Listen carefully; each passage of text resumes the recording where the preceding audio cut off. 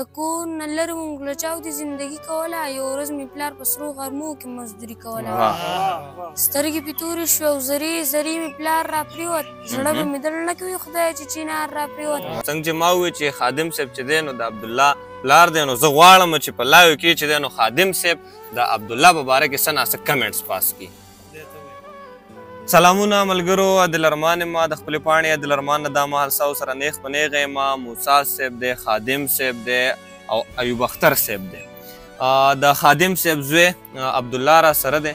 دلته راغلي وو د عثمان الاسیار صاحب ځای ته، یو مشاعره وه چې هغې کې عبدالله یو نظم وویې د پلار او زما ډېر زیات خوښ شو. نو غوښتل مې چې دغه نظم چې دی نو خپلو ملګرو سره هم شریک کړم. عبدالله دغه نظم را سره شریک کړه، خو لږ په تیز اواز. ښه وای غریبي ډېره وه چې مونږ مزدورۍ له وتو، ما او دا حاجي په نیمه شپه مسافرۍ له وتو.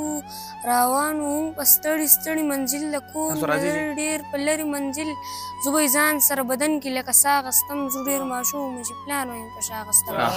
زه به یې ځان سره بدن کې لکه ساه اخېستم. زه ډېر ماشوم وم چې پلار ویم په شا اخېستم.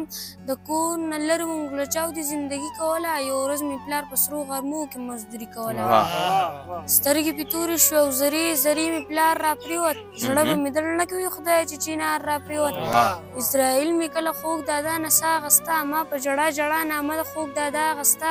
په جنازه کې مې پوټي پوټي خپل کور ته راوړ. خدای په سرو وینو کې خپل پلار مې خپلې مور ته راوړ. وروڼو خویان مې په کور کې وغه وغا جوړه کړه. د پلار ملګرو مې کوڅو کې هم جړا جوړه کړه. د جنازې د کټ نه مخکې چې پلاره زما زه زنګېدلی زنګېدلی زه په لاره ځمه. حیران ولاړو مو د چا مینه زما نه غواړي. هغه وړې خویندې مې ستا مینه زما نه غواړي. دا چې څه کوم هغه وړې خویند مې بیا بیا وایي زه م غریب نیولی یم چې څوک چاته دادا وایي. تر څو مې بد ګڼي د ځانه د هریو په شان تریخ یم داجي. دا ستا د مرګ نه پس د لا سختو سمخ یم داجي. تا خو ویل چې زه به ستا نه ښه استاز جوړومه. ستا په صفت کې بچی ستا نه باز جوړومه.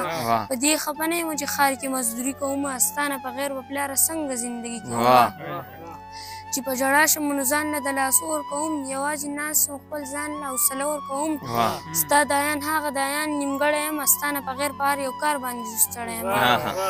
زه دې مومن یم او قسم دی ته مې پیر وې داجي. راته معلومه شو چې ته مې د ملا تیر وې داجي. مننه ډېره لا ډېره لا. او څنګه چې ما وویل چې خادم صاحب چې دی نو د عبدالله پلار دی نو زه غواړم چې په لایو کې چې دی نو خادم صاحب د عبدالله په باره کې څه ناڅه کمنټس پاس کړي. د دې د وینا د شي د دې په باره کې څه او هغه یو جدا مشاعره کوم. خوشحاله خو ډېر زیات شوم ځکه چې موږ په کور کې څه دغه کوو. زما د خپلو بچو سره رویه داسې ده چې ډېره نرمه ده. نو په دې نرمه رویه کې کیدای شي څه پکې وران شوي راوران شوي هم وي. او زه خو ډېر زیات خوشحاله شوم چې نن دا نظم ووي. غالبا چې دا د یو ځل په کور کې هم ویلی وو، خو ما وخت کې ورته دومره زیات فکر نه وکړی لکه نن چې ورته څومره په غور کې شو. دا د ده نوم دی محمد عبدالله، خو دته موږ د مینې نه شان خان وایو. نو زه خوشحاله شوم چې د دې ادب سره او دې سره ذوق دی شوق دی او کیدای شي چې بیا زموږ سره دی مخې ته راشي په دې خبرو کې انشاءالله. انشاءالله قربان ډېره زیاته مننه. نو بس دغې سره ما له راکړې اجازت په لوی الله مو سپارم د خدای په امان. مهرباني.